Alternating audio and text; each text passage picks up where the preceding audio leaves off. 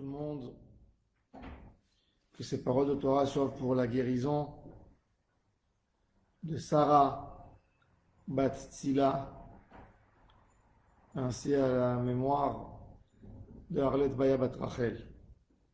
La semaine dernière, nous avons parlé des anges, des malachim, comment ils soutiennent les uns les autres, parce qu'ils ont un objectif commun, de servir à Kadosh Baruch. Et à la fin, quand dans les louanges, c'est incroyable parce que on mentionne les noms des anges, et dans les anges, il y a des niveaux. Le Rambam, comme je vous ai dit, nous mentionne 10 catégories de malachim. Malachim, Ishim, Ophanim, Séraphim, Chayot, etc. Et quand on arrive au plus haut, c'est les Ophanim et les Chayot HaKodesh. Avec un bruit énorme qu'un homme ne peut même pas comprendre. Comment ils sont en train de vouloir faire des louanges à Hachem. Et ces anges, ils disent une formule Baruch Kevod Adonai Mimekomo. Baruch Kevod Adonai Mimekomo, c'est-à-dire que même eux ne sont pas capables de donner une dimension à Hachem pour le bénir et pour le louer. Ils ne peuvent pas, quand tu vois un artiste, tu dis « Ah, celui-là, c'est catégorie A ». Mais qu'est-ce qu'un ange va dire sur Hachem, catégorie A? Il est hors dimension. Donc, qu'est-ce qu'il dit? Baruch Kevod Hachem, qu'il soit béni de la place où il se connaît lui-même. Ça veut dire que même les chérubins, même les seraphim, les ophanim, dans le trône céleste, même eux, ils ne sont pas conscients tellement Hachem est grand. Et ils le disent. Baruch Kevod Hachem Mimekomo. Nous d'ailleurs, tous les titres qu'on donne dans la prière, c'est pas des titres pour glorifier rien qu'Hachem, parce que si c'était ça le but, on n'aurait jamais fini de glorifier. C'est de savoir les habits, comment Akadosh Baruch Hu se comporte avec le Toda. Baruch Kevod Hachem Mimekomo. D'ailleurs, le Hari Akadosh nous dit Makom,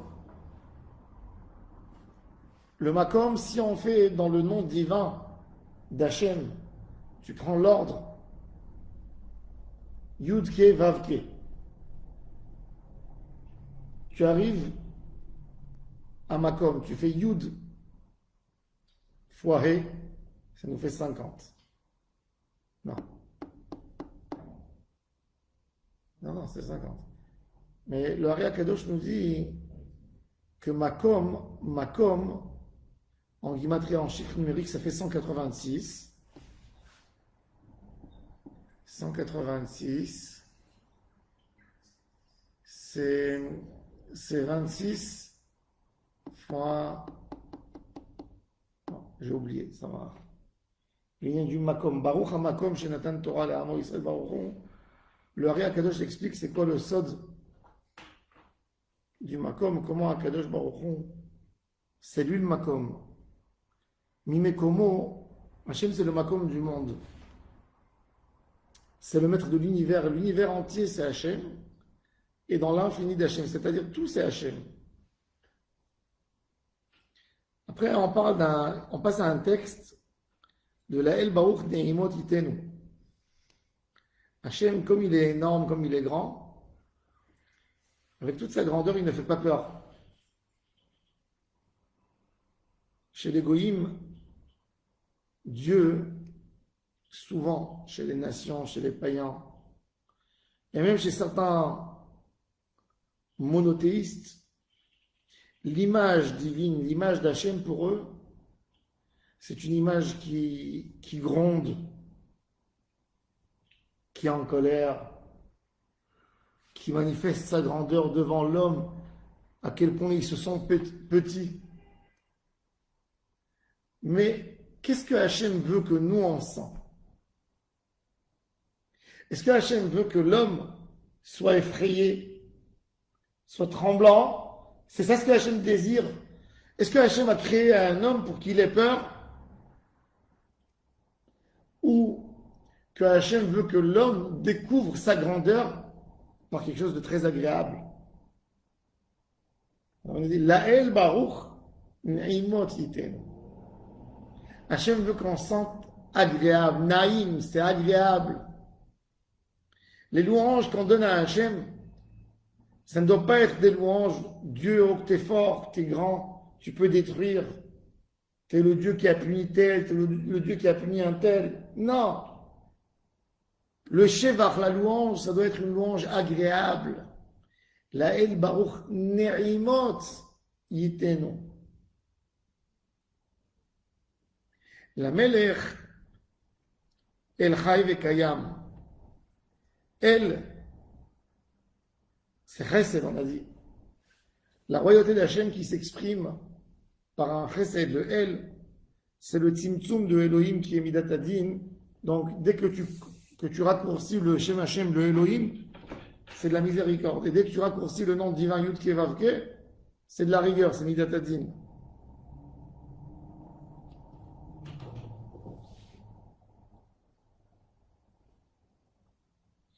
Zemirot Yomeru, Vetishbachot Yashmiu. Tishbachot Yashmiu, c'est quoi Yashmiu? Yashmiu en hébreu, c'est de faire entendre quelque chose. C'est pas de répondre. Quand je te dis Ani Mashmia Lecha, je veux te faire écouter la Megillah, c'est-à-dire je tiens que tu entendes. La El Baruch Neimot Itenu, la Melech Echad Zemirot Yomeru, Vetishbachot Yashmiu. Beaucoup de fois, le Yetzer Hara, il essaye de nous casser l'image d'Hachem qu'on a en nous. Et ils amènent des histoires terribles. Des gens jeunes qui ont quitté le monde, des gens qui se sont appauvris, des gens qui sont devenus malades et des épreuves. Que le mauvais penchant est là pour nous faire grandir ces événements, pour qu'on remette tout en question. Et contre ce Yetzer Hara, Vetishbachot Yashmiu. Le Chafetz Chaim disait que quelqu'un qui a des problèmes d'émouna, il doit dire tous les jours, depuis Bereshit bara Elohim, jusqu'à Vayechoulu Hashamayim V'chol Tzeraam, toute la création d'Akadosh Baruch Hu du Maaseh Bereshit. Et la Neshama, elle est émerveillée par ce qu'elle entend, parce qu'elle voit, parce qu'elle comprend, et ça annule les questions. La majorité des questions que l'homme se pose sont des questions qui viennent par un manque d'affection, ils ne sont pas de l'affection. Au début du mariage, les conjoints s'attendent un de l'autre beaucoup de réconfortement. Une femme ou un homme peut avoir beaucoup de questions sur leur conjoint, mais dès qu'ils sont ensemble, il n'y a plus de questions. C'est-à-dire que dès que tu sens la grandeur d'Hachem, tu n'es pas pour répondre. D'ailleurs, il faut savoir, malheureusement, il y a beaucoup de gens qui pensent que parce qu'ils ont une question et qu'ils n'ont pas trouvé une réponse, alors ils doivent tirer des conséquences et ils changent tout leur comportement parce qu'ils n'ont pas compris quelque chose. Il faut savoir qu'on peut vivre avec une question. Mon cher Rabbeinu, il est mort sans comprendre pourquoi Akadosh Baruch Hu a déclaré la fin, a condamné, a laissé Rabbi Akiva terminer d'une manière tellement terrible sa vie. Les Romains, avec le feu sur son dos, et mon cher Rabbeinu crie à Hachem, ça c'est la Torah, ça c'est le mérite de la Torah. Et Akadosh Baruch Hu lui dit, tais-toi. Moshe, il est mort. Moshe Rabbeinu, avec une question. Un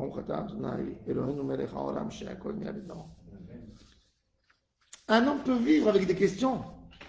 On n'est pas obligé de tout répondre. Pas obligé. C'est pas parce que j'ai une question qu'Akadosh Baruch Hu n'existe plus, parce que j'ai une question. Je ne connais pas le système, comment fonctionne le soleil. Alors ça veut dire qu'il n'y a pas de soleil. Je n'arrive pas à comprendre qu'un missile peut voler 2000 km à l'heure parce que moi, tout ce que je connais, c'est des hélicoptères. Alors ça veut dire que ça n'existe pas parce que moi, je n'ai pas compris. Mais, quand même, Zemirot Yomeru et Tishbachot Yashmiu, chanter à Hachem, se coller en Emouna, ça fait que les questions, elles nous gênent un peu moins dans le quotidien.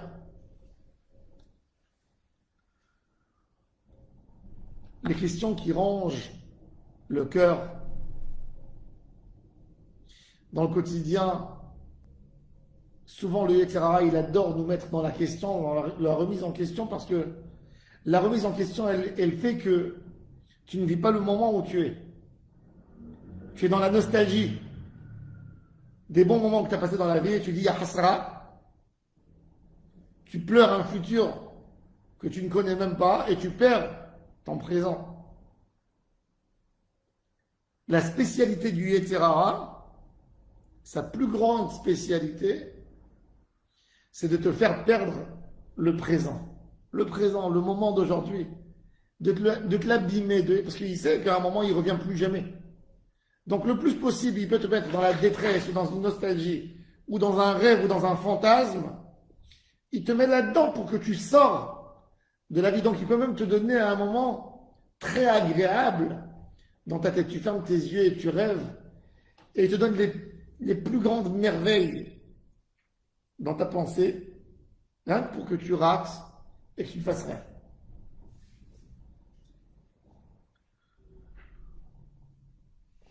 Combien de personnes ont perdu leur vie entière parce qu'ils en rêvaient? Ils te disent, on a rêvé, on n'a pas fait du mal à personne. Le manque d'activité dans ce monde, c'est la plus grande avéra qui peut être. Quand un homme vient dans ce olam, il n'a pas compris pourquoi il est là, il avait l'occasion de ramasser des diamants à chaque pas où il marchait, il n'a pas fait. Et c'est ce qu'il veut faire le Yetzer Hara. Quand tu étudies, il t'envoie des choses pour t'empêcher d'étudier. Quand tu veux te coller à Hachem, il est là pour te casser. Après, il est là pour te remuer, pour te rappeler les avérotes, tes problèmes, ton manque de confiance. Bref, il est spécial. Il est très fort. Et pour le balancer, lui donner, l'assommer, on ne peut pas le tuer parce que tu ne peux pas, il est immortel. Mais on peut le cacher et empêcher son influence en chantant à Hachem Yitbarach. Le chant vers Hachem ne me laisse pas me coller dans les mauvaises pensées. Un homme ne peut pas penser sur A et de prononcer de sa bouche B. Hachem Yitbarach a fait que quand ton cerveau il est concentré dans quelque chose, il ne peut pas être concentré dans autre chose. Dans mon fond, je sais que c'est Akadosh Baruch Hu qui gère l'univers avec miséricorde. Et si je me le dis, j'empêche le Yetzer Hara de parler lui à ma place.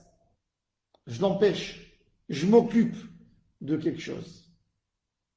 Toujours on dit, parle-toi et ne laisse pas les autres parler en ton nom, parce que tu ne sais pas ce qu'ils vont dire.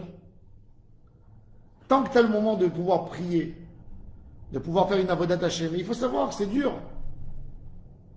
C'est dur, on pensait que les tzadikim, c'était naturel chez eux d'aller faire la prière. Vous croyez qu'eux, ils n'ont pas passé des moments difficiles? Chacun de nous passe des moments très très difficiles, ou a passé des moments difficiles, des épreuves dans la vie, mais si on n'est pas plus fort et on ne se penche pas vers la tfila, vers Hachem Yitbarach, Ben, le Yetzer Hara va nous avoir dans la poche.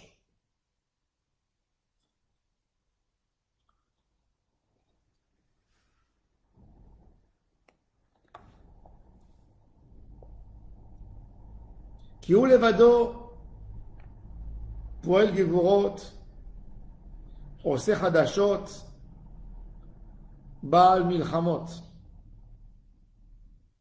Kadosh Baruch Hu, toutes les forces, tout ce qui existe dans ce monde, c'est lui qui les a fait.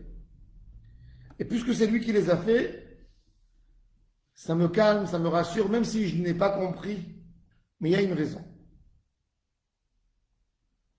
Un homme, quand il a besoin de passer un traitement médical, il n'est pas censé à comprendre. Il est censé à guérir. Quand on a eu ce vaccin-là maintenant, va expliquer à des gens c'est quoi ce nouveau système. Est-ce qu'un homme peut dire, ben, moi tant que je ne comprends pas, je sais pas, j'entends des gens qui disent ça. Moi, je ne sais pas comment ça fonctionne. Eh ben, je ne prends pas le vaccin. Mais ces gens, quand ils vont au supermarché, ils achètent un paquet de bonbons où il y a 145 ingrédients avec des colorants et tout ce que vous voulez, et c'est cancéreux. Ça, ils mangent, ils font chez Akonia Bidbaro et Nigmar. Mais si tu veux analyser, ben, analyse ce que tu fais rentrer tous les jours dans ton corps. Qu'est-ce que tu me racontes d'un vaccin qu'il faut étudier des années à la médecine et tu me dis, tant que je n'ai pas compris, je ne le fais pas. Qu'est-ce que tu as compris? Qu'est-ce que tu vas comprendre? Qu'est-ce que tu es en train de raconter? Tout ça, c'est de la folie. Le Hémet, la Emouna que Rabbeinu Akadosh parle toujours dans l'écouter Moharan, cette Emouna Pshuta et Tmima, c'est de ne pas attendre de comprendre. C'est que le manque de compréhension n'influence pas ma avodat Hashem. C'est pas parce que je n'ai pas compris que Hashem n'est pas grand. Non, c'est Vénishma. Un jour, je comprendrai peut-être. Peut-être pas aujourd'hui, peut-être dans l'autre monde. Combien de choses il y a qu'on ne connaît pas? Un jour, il y a une maîtresse romaine. Elle a demandé à Rabbi Yoshua, explique-moi, c'est quoi Hachem? Il lui a dit, le soleil, t'as déjà compris, c'est quoi? Le soleil, c'est un des petits serviteurs d'Hachem. Tu viendras chez moi quand tu as fini de comprendre totalement c'est quoi, et après, je commencerai à étudier c'est quoi Hachem. On vit dans un monde de chesed. Hachem nous a créés, nous doit rien. On est dans sa main comme un enfant qui fait une boule de plastaline, comment on dit? Plastaline. De pâte à modeler. Pâte à modeler. Il est en train de faire des petits poupées, des petites poupées, une table, une chaise. Imaginez-vous que ces poupées, en pâte à modeler, elles parlent les unes avec les autres. Moi, je suis plus importante que toi, moi. Regarde, il a pris la pâte à modeler rouge. Moi, je suis fait de la couleur rouge. Toi, t'es bleu, toi, t'es noir. Je suis un peu plus grande. Je suis un peu plus belle. Et 2 minutes après, l'enfant, il prend la pâte à modeler, il refait une boule. Imaginez-vous un jeu d'échecs. Dans le jeu d'échecs, on a des pions, on a des soldats, on a les chevaux, on a les coureurs, on a les tours, et on a le roi et on a la reine. Imaginez-vous qu'ils parlent entre eux. Et le roi dit, je suis le plus puissant, je peux manger en avant, en arrière, dans les côtés. Et la reine a dit, non, moi je suis plus importante, moi je peux sauter plusieurs cases en une fois. Et comment s'appellent les noms? Je ne sais pas comment ça s'appelle en français les noms des... La tour, le quoi? La tour et c'est quoi l'autre? Le fou. Le fou. Chacun il court et chacun il explique. Et en fin de compte, monsieur il ramasse tous les pions, il ferme la boîte et il la met dans le tiroir. Ça c'est notre vie. Mais on ne sait même pas qu'on est là. On est là parce que Dieu a décidé d'ouvrir la plaquette et de commencer à jouer. Et on est là. Mais c'est beaucoup plus profond que ça, comme il dit le Hari Akadosh. Ça vient d'un endroit tellement pur et tellement grand qui s'appelle le monde du Chesed. La volonté d'Hashem Yitbarach que son nom s'exprime en pratique, pas qu'en théorie. Et c'est pour ça que nous sommes là. Hachem a fait un système du monde entier qui est là au service de ses enfants pour exprimer son nom. Et chaque chose qu'il y a dans le monde, elle est censée exprimer le nom du Créateur. Pour exprimer le nom d'Hachem, il y a un système qui fonctionne de mérite, de récompense, de promesses, de serments, d'amour. Et Akadosh Baruch Hu, il nous donne l'occasion de jouer. On joue au Monopoly. Comme un papa qui distribue à ses enfants quand ils vont commencer à jouer au Monopoly, il donne à chacun 100 000, 200 000. Allez, vas-y, fais des actions. Et à la fin, celui qui a gagné, il est récompensé d'un autre cadeau que le Père donne. Akadosh Baruch Hu, il est Zorea Tzedakot. Il nous sème. La Tzedaka, il nous donne l'argent chez nous pour qu'on fasse des choses avec. Et ensuite, il est Matzmiach Yeshuot et il nous met dans un livre de la vie, dans l'Amava, tout ça, parce qu'on a fait sa volonté. Et ça, c'est un chesed d'Hachem. C'est un cadeau. On ne mérite rien. Un homme peut venir chez le Créateur lui dire Hachem, j'ai jeûné Kippour, moi. Et tu veux dire quoi? Mais Akadosh Baruch Hu dit bien sûr, tu as jeûné Kippour, mais je dois te donner le monde entier. Tu as étudié la Torah, tu es parti à la synagogue, mais je dois te donner énormément, il embrasse. Ça c'est Hachem. Ça c'est Matzmiach Yeshuot.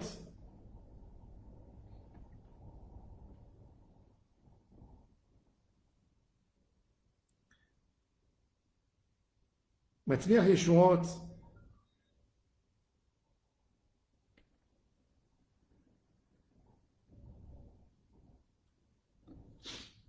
Akadosh Baruch Hu, pareil que Matzmiach Yeshuot, il y a un autre sens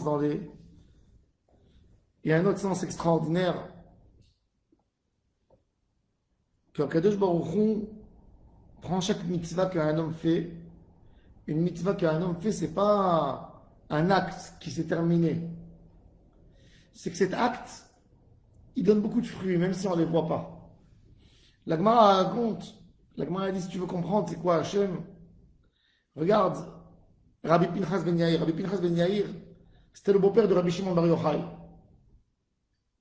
Et un jour, le Midrash dans des Varim Rabbah nous raconte qu'il y a un groupe de juifs qui sont partis, des villageois qui sont venus en ville pour acheter des graines, pour semer les champs. Ils sont venus chez Rabbi Pinchas Ben Yair et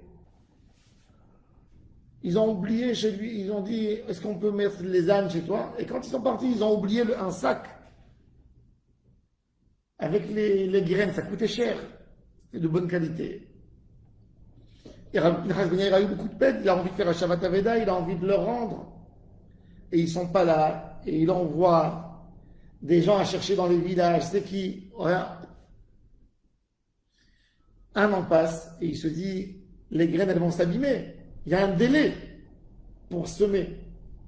Qu'est-ce qu'il fait? Il a semé un champ, mais ce n'est pas à lui. Quand il a récolté, il a gardé pour ses gens. Il a rempli des chambres entières avec de la récolte de blé. Mais passe encore 8 mois et cette récolte, elle va s'abîmer. Il la vend au marché Et ils rachètent et ils ressèment. Ils sont venus après 10 ans dans la ville. Et ils ont dit, quand on était parti d'ici, on avait perdu un sac. Et là, vous avez Rabbi Pinchas qui vous cherche. 10 ans. Ils sont partis chez lui et ont dit, on espère que tu as vendu le sac, qu'il y a quelques sous à récupérer dessus. Il y a quelques sous. D'abord, merci beaucoup que vous êtes venus, les Chaim. Regardez, il aura ouvert.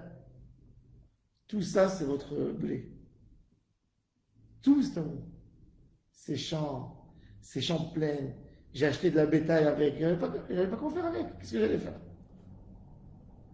Regarde. Ça, c'est un tzaddik qui est collé à Hashem Yitbarach.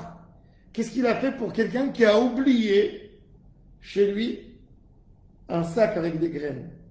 Quand toi, tu fais une mitzvah et tu la confies chez Akadosh Baruch Hu dans sa banque, tu sais combien d'intérêt Hashem te donne? Tu sais qu'est-ce que tu récupères? On ne peut même pas s'imaginer. Jusqu'aujourd'hui, on bénéficie que de la Akedat Yitzhak. Même pas de toutes les bonnes autres choses que Abraham Avinu a fait. Akedah. 60 000 ans, on peut manger que sur la Akedat Yitzhak.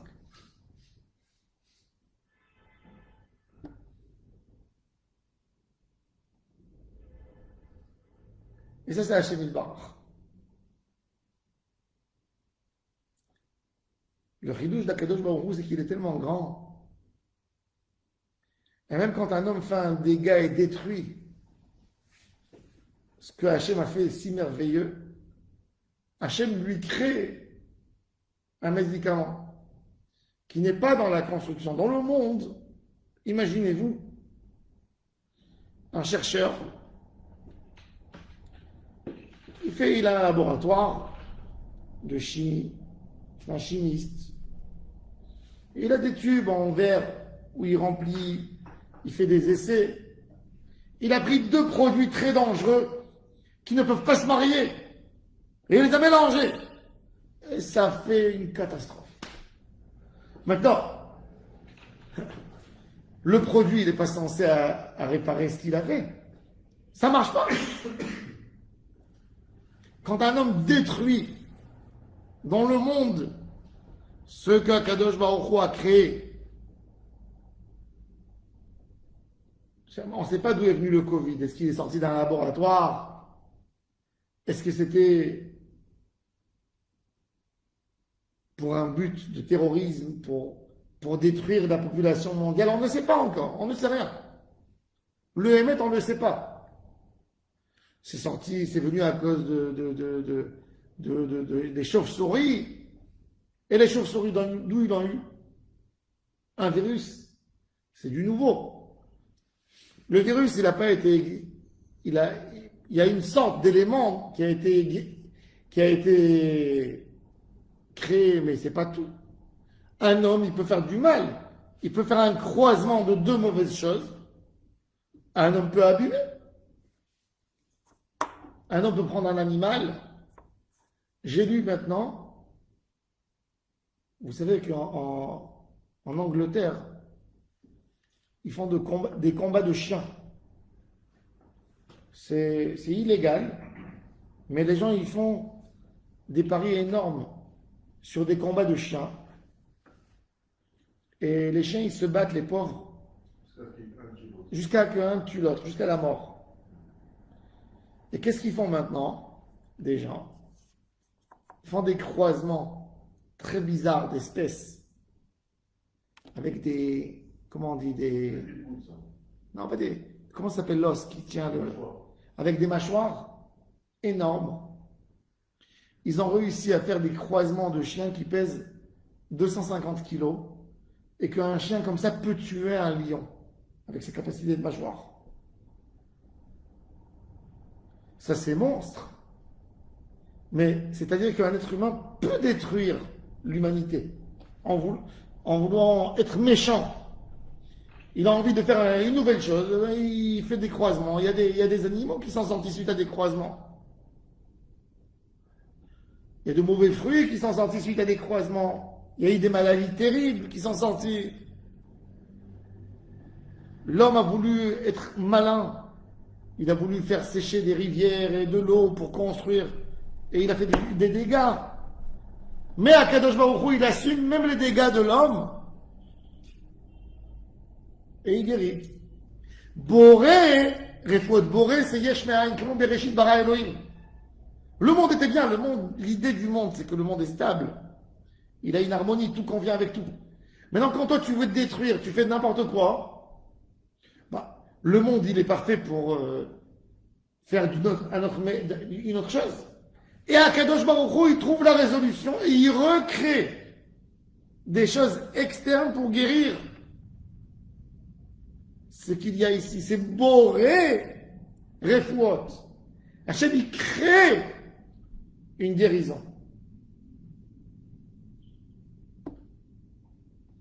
Nora Teilot, Adon Aniflaot. Nora Teilot, c'est quoi Nora Teilot? C'est que j'ai peur de dire ces louanges parce que je sais que je ne pourrais pas tout dire.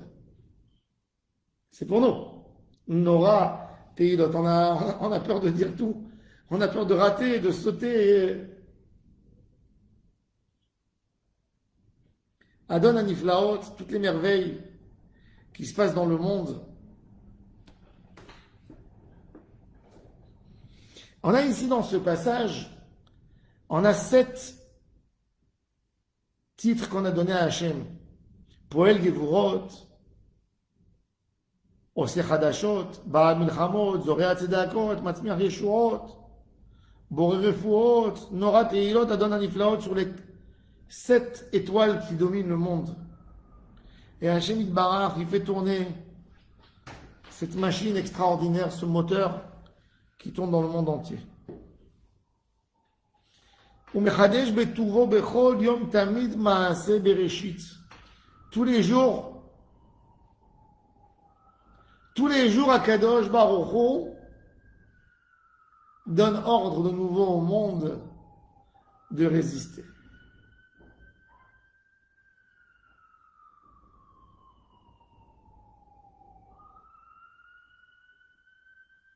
כאמור לעושי הורים גדולים כי לעולם חסדו, ברוך אתה השם יוצר המאורות. Le or c'est la beauté de la source de chaleur qui s'exprime en lumière. De prendre, et là le or c'est exactement l'idée, et d'ailleurs c'est pour ça que dans la Kabbale on utilise souvent l'idée de la lumière. La lumière, c'est extraordinaire. Pourquoi? Parce que quand vous prenez du feu, quand je vous dis le feu, la première référence qui vous monte dans la tête, c'est quoi? Le feu. Brûler. Une force qui extermine, qui fait du mal, qui peut prendre la vie des enfants, qui peut faire... C'est terrible le feu. Mais on ne pense pas sur le feu en tant que ça chauffe. Toute notre nourriture, c'est grâce au feu. Ça prépare, ça prend un légume cru, dur comme de la pierre, il le rend mou. Ça prend de la viande que tu ne peux pas manger, ça la rend bonne, un poisson, etc. Mais surtout, tu ne penses pas sur la lumière qui sort du feu.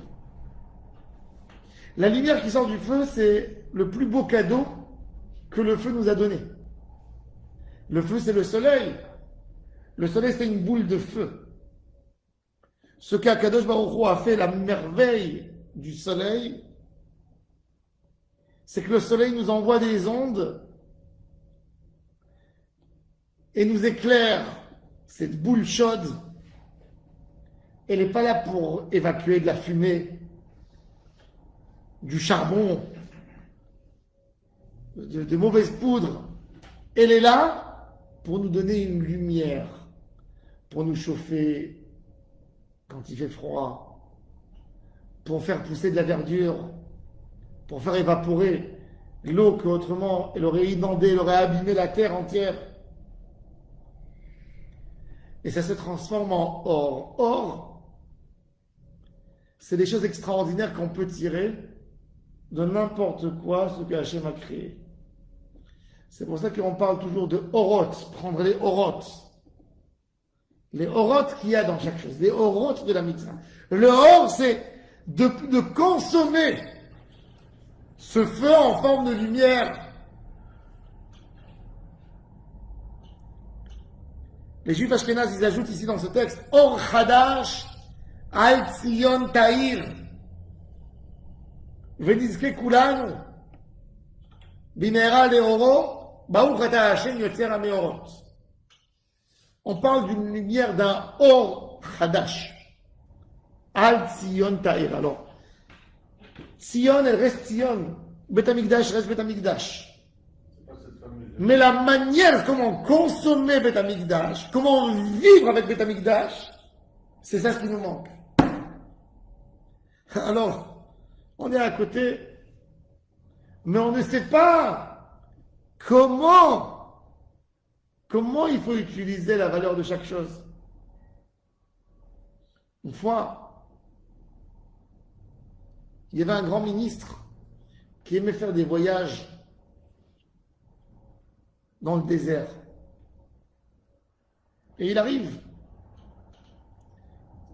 il voit un camp de bédouins.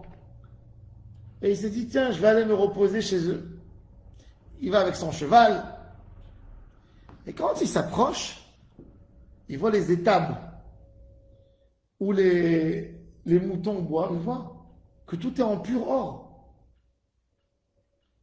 Il se dit, il se pince, je suis dans un rêve, il descend. De l'or. Il avance un peu, il voit dans les tentes des toiles en soie, teintes avec du pourpre de l'époque, avec de la cochenille, des couleurs très rares. Et les toiles, elles sont peintes avec une beauté. Mais il se dit, mais je suis arrivé ici chez les... Disons que je suis arrivé. Ça, c'est comme toile. Il se met à côté d'une tente, il dit, vous pouvez m'accueillir? Bien sûr, il rentre. Et il les voit par terre. Et puis il voit la dame, elle lui dit, je vais te faire une petite soupe. Et comment elle remue la soupe? Elle remue avec la canne du roi, en or, en diamant, elle fait comme ça sur le feu. Elle dit, mais Mahaboul, c'est quoi? Qu'est-ce qui se passe ici? Mais qu'est-ce qu'elle lui fait? Un plat tellement simple, du pain brûlé sur des braises. Et il voit que les tentes, elles sont attrapées avec des gros diamants. Mais il dit, mais c'est quoi? D'où vous avez toute cette richesse? Il lui dit, mais de quelle richesse tu parles? Nous sommes très pauvres. Il dit, mais d'où vous avez eu ça? Je veux savoir d'où vous avez eu ces éléments. Un jour, on est passé à côté d'une grotte. Tout d'un coup, un âne, il a couru, il y a une pierre qui est tombée. On est rentré, on a trouvé tout ça. Il dit, mais ça doit appartenir à un roi.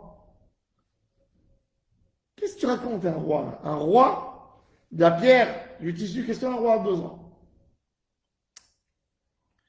Toutes les explications qu'il va essayer de leur expliquer, comme c'est beau, comme c'est magnifique, ça ne peut pas leur rentrer dans la tête. Qu'est-ce qu'il fait?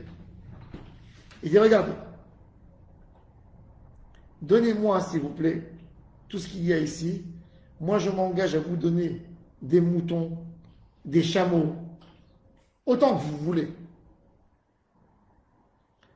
Et ils lui disent, on ne te prend pas.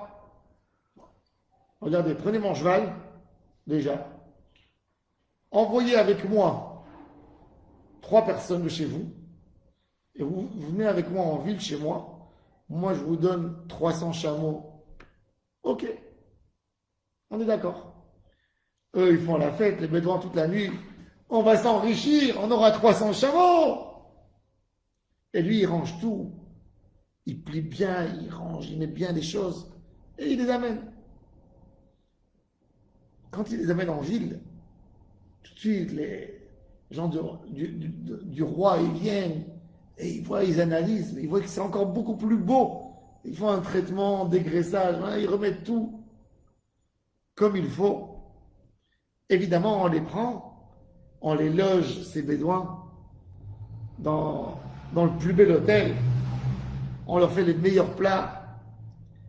Et puis, après 3 jours, le roi, il a envie de les voir pour les remercier sur ces trésors qu'ils ont trouvés.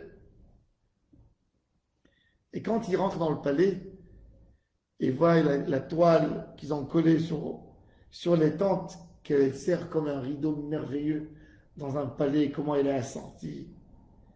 Et les diamants, chaque chose dans une vitrine, et la lumière. Et ils sont affolés. Mais on est fous, on est fous. Et il leur dit, et là le ministre il leur dit, vous voyez, une pierre, une petite pierre comme ça, qui fait 20 carats, avec ça vous allez recevoir 1000 chameaux, et vous allez rentrer chez vous. Et il commence à s'arracher les cheveux. Nous on était tellement idiots. Un homme peut vivre à côté d'une lumière sans savoir comment l'exploiter. Comme ce bédouin, ils ont pris des diamants de 500 carats, et ils ont mis sur le sol pour ne pas que la tente elle s'envole. Ils ont mis une belle toile extraordinaire pour se couvrir et se protéger du soleil. Ça, c'est ne pas savoir consommer, obtenir la lumière, la Kadosh Baruch Hu. Et nous on demande, Or Hadash, la source elle est là, le soleil il est là. Qu'est-ce que tu vas faire avec le soleil? On a un exemple extraordinaire dans notre génération. Ici en Israël, on a ça. De l'eau chaude, gratuitement, avec le doud Shemesh, un panneau solaire qui récupère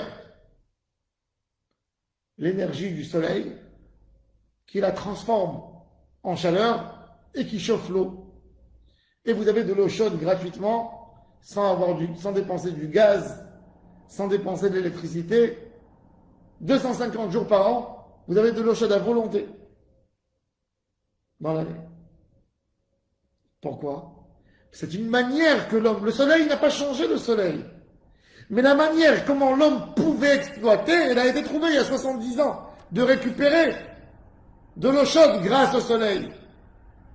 Ça veut dire que le soleil n'a rien changé dans le soleil. C'est l'homme qui a compris d'une manière différente comment pouvoir utiliser, apprécier et exploiter le soleil.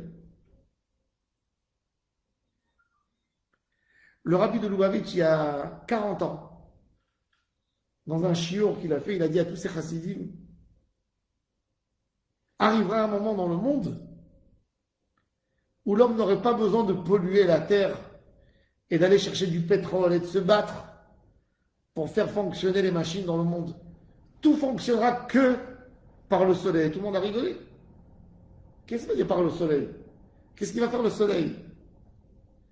Pourquoi? Parce que nous, on n'a pas les récipients pour pouvoir accumuler cette énergie et de la faire sortir dans la manière où on aurait voulu dépenser cette énergie.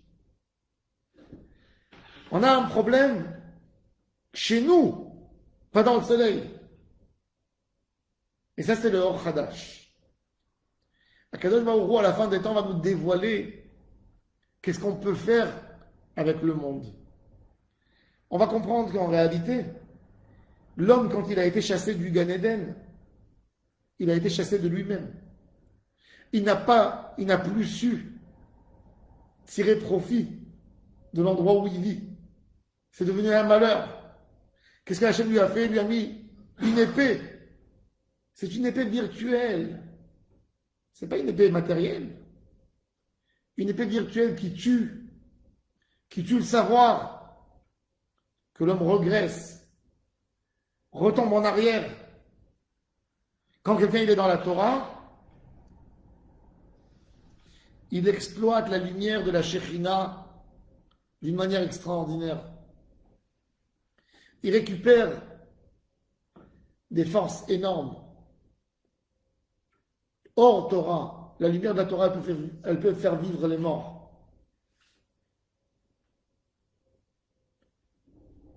Il est écrit dans les paroles de nos sages que le livre de Tehillim de David Amelech, il a été perturbé par Ezra quand il a mis l'ordre dans la Bible. Parce que si on lisait le Tehillim dans l'ordre, comme David l'a arrangé, on aurait pu faire vivre un mort. Une fois, il y a un monsieur, il a trouvé un parchemin, un rouleau, où c'est écrit l'ordre des chapitres du Tehillim, comment il faut les lire. Qu'est-ce qu'il a fait? Il a dit, je vais le tester. Il avait un renard mort dans la route. Il est venu, il a dit Tehillim sur lui, tout le Tehillim, dans l'ordre. Le renard se levait, se sauvait. Il dit, ah, c'est puissant ça. Il a avancé encore un peu. Et il a vu un lion mort, une dépouille d'un lion. Il a dit, je vais tester. Il a relu, le lion s'est levé, l'a bouffé. On ne sait pas utiliser. Espèce d'idiot, qu'est-ce que tu fais ça? Tu aurais dû aller tester. T'as vu que le renard. T'as fait une bêtise déjà. T'as fait réveiller un renard. Après ça, qu'est-ce qu'il faut faire? Il faut aller au cimetière.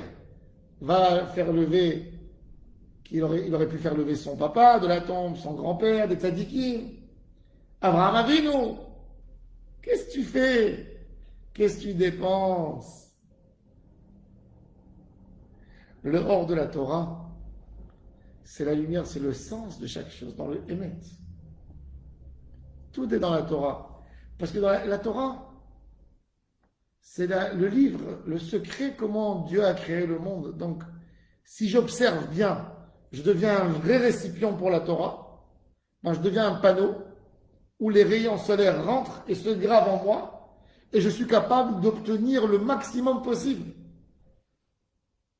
La Gemara nous demande de devenir des poches de Torah. Kule guf edrufte keninu. Tuve lidze keveli vedrufte ka de oraita. Drufteke, c'est un sac. Le corps d'un homme, c'est un gros sac, comme l'animal. Il y a une peau externe. Sous la peau, il y a la chair. Dans la chair, il y a des poches. Il y a une poche avec les entrailles. Tout le ventre qui remue. Dedans, il y a de la nourriture. Il y a de la viande. Il y a des os. Même les fruits, la peau. C'est un sac. Tout est... Le monde est fait en forme de sac. Alors quoi, l'homme, c'est que ça? C'est un sac de viande, de sang, d'entrailles, de la saleté qu'il évacue. Quel sac on veut être? La Gemara dit tout le monde sont des sacs. Heureux l'homme qui devient un sac de Torah.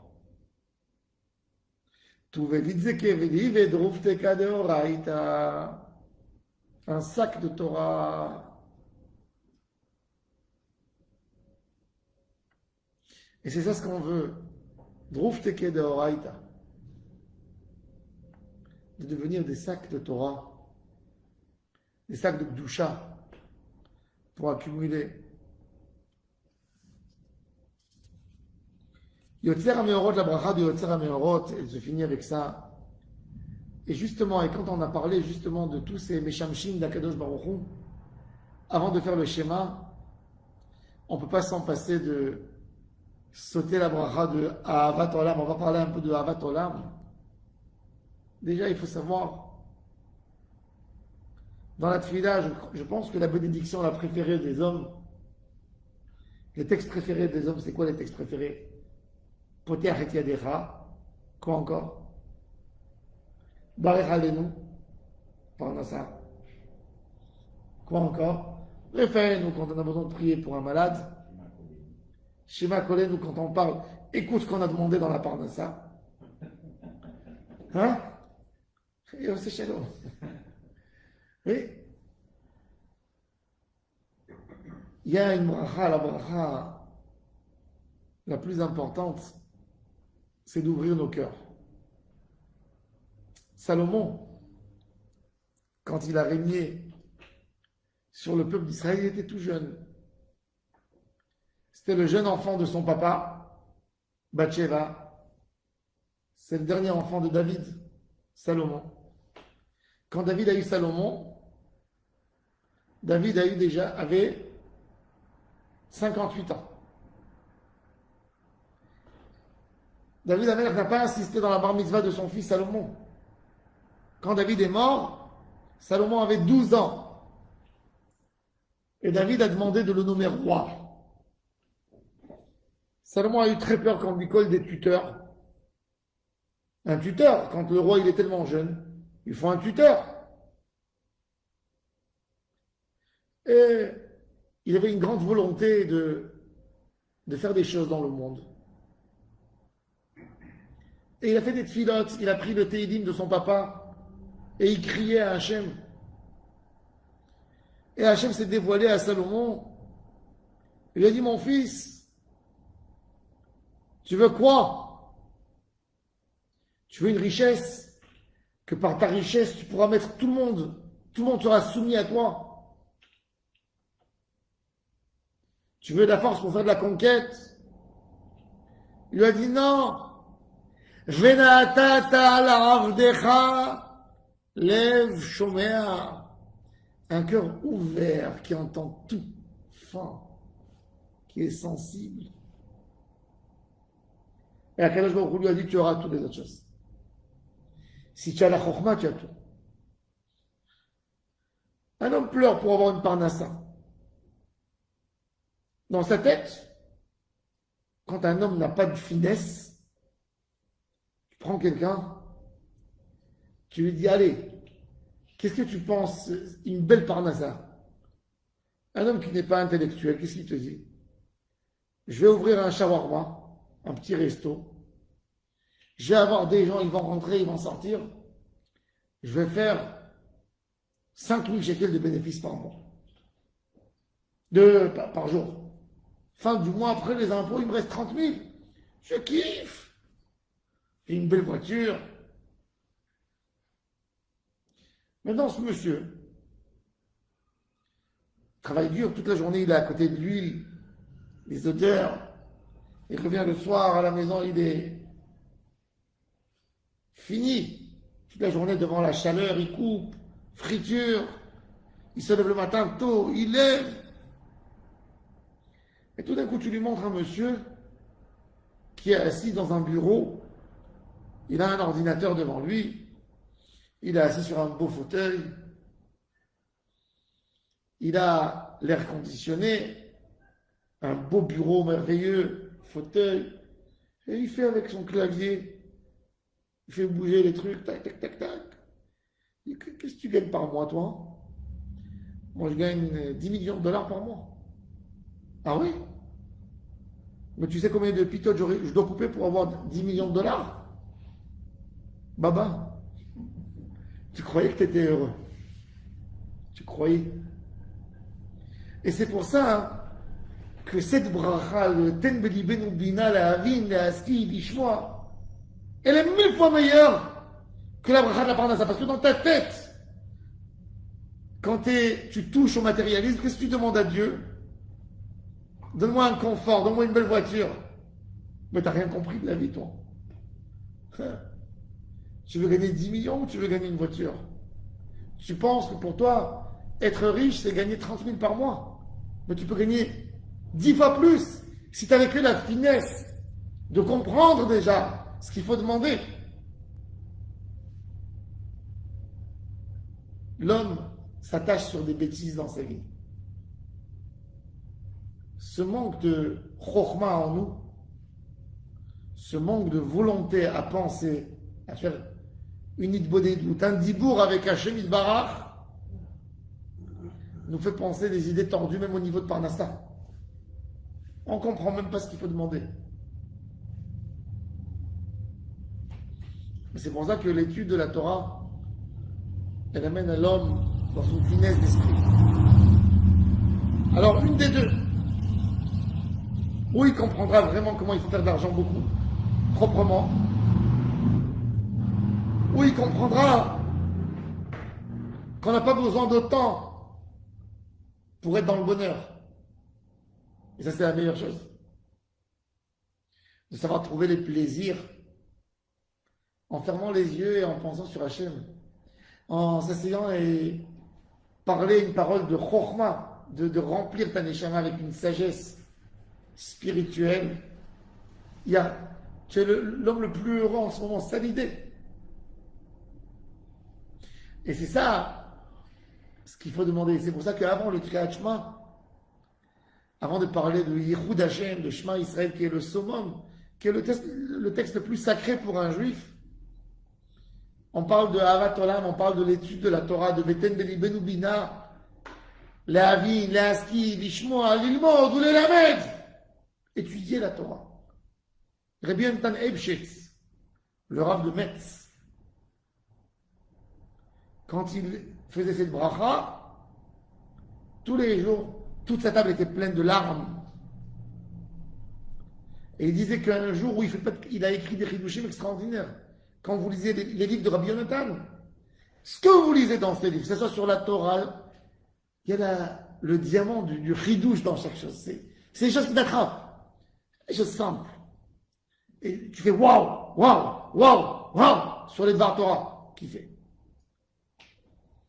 Et il dit qu'un jour où il ne dit pas cette bracha, avec Kavana, il n'est pas capable de faire un chidouche Torah. Et bien, on va avancer sur ce bracha. C'est le summum, vous allez voir des choses extraordinaires. C'est quoi l'ilmod, l'avin, l'askil, bina, sechel. C'est quoi le sechel? D'avoir une connexion entre l'idée que je pense sur mes actions. Que le sechel me domine et pas mon cœur. C'est une merveille. On va parler de ça, Bezrat Hashem. En tous les cas, ça c'est l'idée. Sentir le chesed d'Hachem, sa grandeur, d'être des vrais récipients, d'avoir la possibilité de découvrir qu'est-ce qu'on peut récupérer par sa lumière d'Hachem. Ça c'est le but, ça c'est notre travail dans le monde et notre recherche. Baruch Adonai l'olam, amen, amen.